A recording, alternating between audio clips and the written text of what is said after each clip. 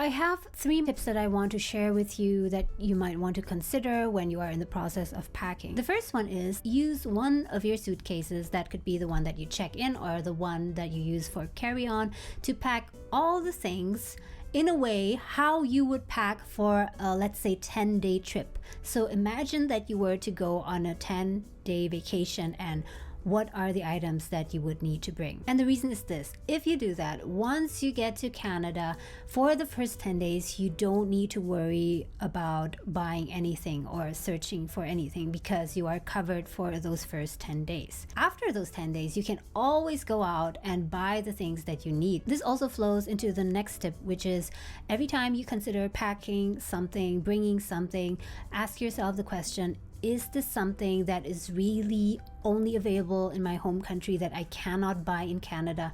Or is this actually something that I can easily buy over there and it will only maybe cost me 10 or 20% more?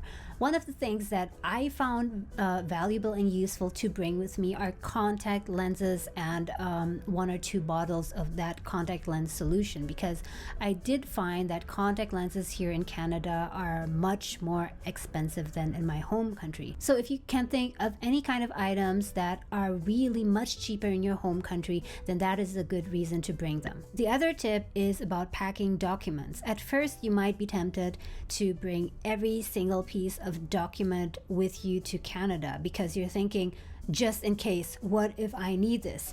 And you want to bring everything, including an award for reading that you got in 4th grade, which of course you will never need. But in case you are a bit more on the paranoid side and just want to make sure that you have everything just in case you need it, my tip is just to scan everything. I scanned almost all of the documents that I had, so I only brought along the originals of those documents that I really needed. For example, my birth certificate, my high school and university graduation certificate. Things like awards or less important documents, I just scanned, or in some cases I even just took a photo of them and I stored them in one of my hard disks. So that way you save a lot of space, but at the same time you have a sense of security because everything is in your hard disk. And there is one application that I really want to recommend to you, which you can download on your iPhone if you're using iPhone. I'm pretty sure they have that on Android too, and that is the Adobe